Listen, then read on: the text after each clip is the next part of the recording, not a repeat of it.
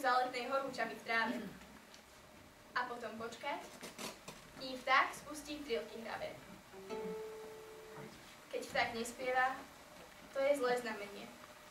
Znamenie, že je obraz zlý. Ale ak spieva, to je dobré znamenie. Znamenie, že obraz možno podpísať. Vtedy jemne vytrhneme odrazu vtákovi jedno pierko a napíšeme svoje meno do jedného rohu obrazu. Pričasto dovoľujeme všetkým veciam, malichernostiam i škodoradostiam, aby prerástli lepšiu stránku našej povahy. A preto je treba posilniť naše vyššie city, zmysel pre krásu, dobroprajnosť. Zastavme sa preto dnes na chvíľku a dajme možnosť rásť nášmu lepšiemu ja prostredníctvom umenia a vnímajme krásu okolo nás. Vážení hostia, priatelia krásneho umenia a tvorivosti, výtvarní nadšenci a obdivovatelia maľby, kresby, grafík a iných výtvarných techník. Vítam vás na našom dnešnom slávnostnom stretnutí. Presne zajtra bude 50 rokov, ako sa narodil druhý potomok našej umeleckej školy Výtvarný odbor. História odboru sa začala písať 15. marca 1963 a jeho prvým učiteľom bol akademický maliar Ľudovíč Trompách. Neskôr v odbore pedagogicky pôsobili akademická maliarka Magdalena Štrompachová, magisterka Ľudmila Tabačeková, magisterka Ľubomíra Zurianová-Dimunová, Izabela Chylová, akademický sochár Jaroslav Priehoda, magisterka Jozefína Keseliová-Krnáčová, magisterka Alena Hudecová-Sluková, magisterka Alena Včelíková, akademický maliar Rudolf Cigánik, magisterka Emília Jakubisová. Dnes výtvarné umenie vyučujú magister Anton Stratený, magister Oleg Cipov a magisterka Veronika Fečová.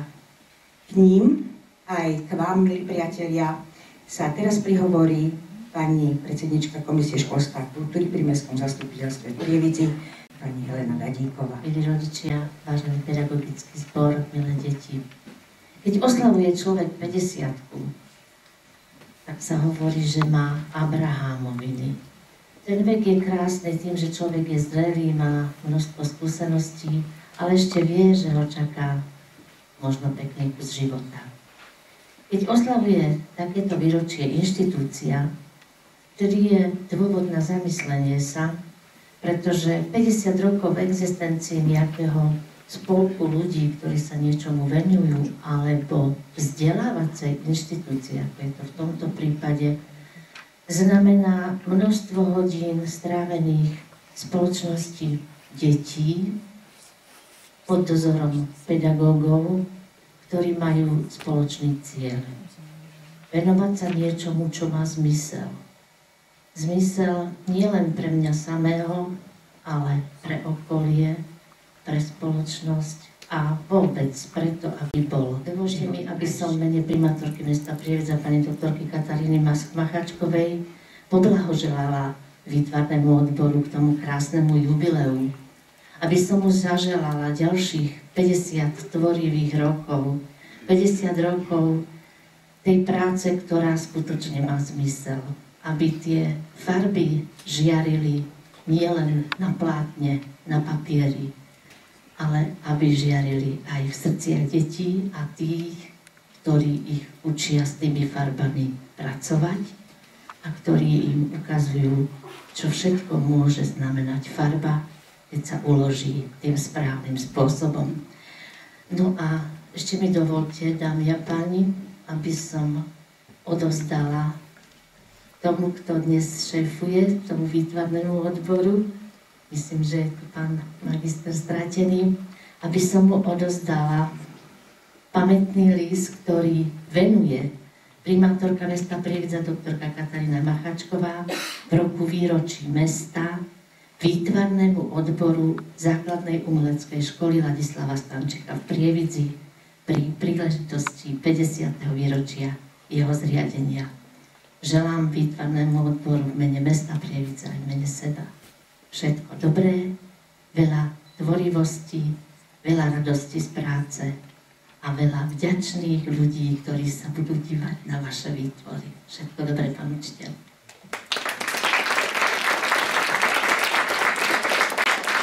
Ja teda pripojila ku gratulácii v mene odboru školstva a starostlivosti občana Mestského úradu v Prievidzi. A tak ako už pani poslankyňa povedala, zaželala základnej umeleckej škole a jej výtvarnému odboru ešte aspoň ďalších 50 rokov existencie.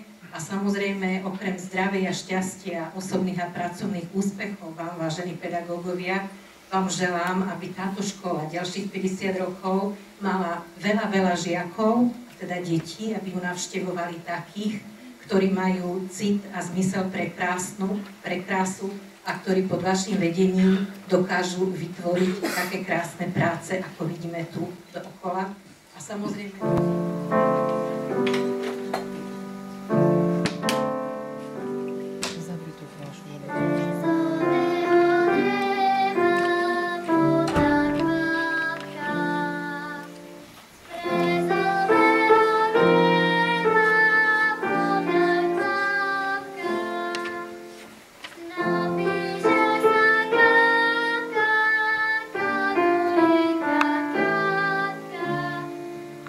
Yes,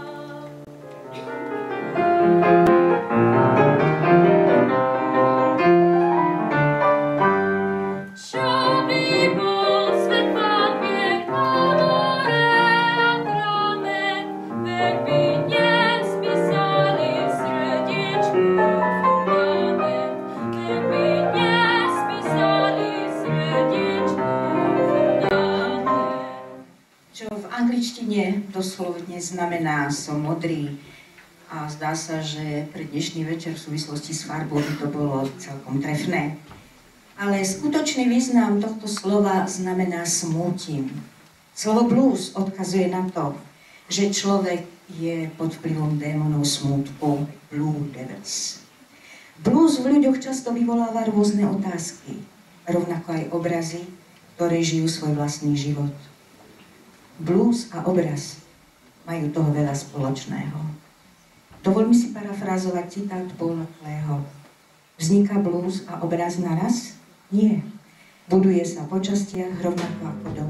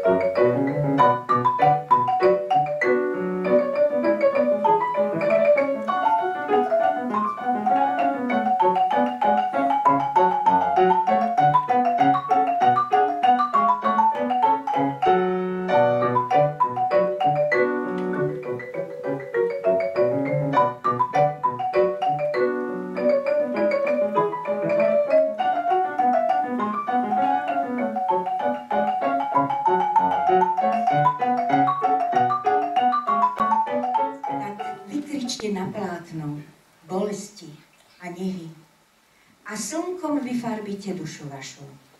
Nech človek spája krásy brehy, dvihnite umenia čašu. Tajomstvo života je umení.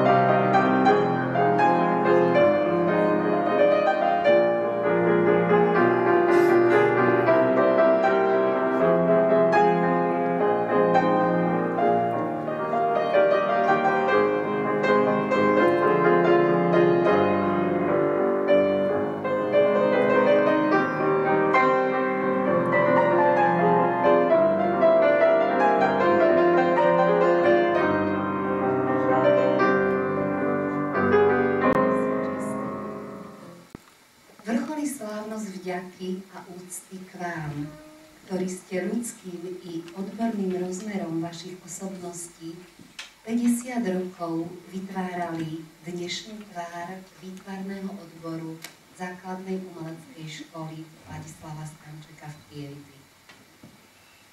Cesta dláždená úspechmi, oceneniami a uznaniami prestížnych domácich a zahraničných súťaží, mladými umelcami pokračujúcimi v štúdiách na školách umeleckého i pedagogického zamerania.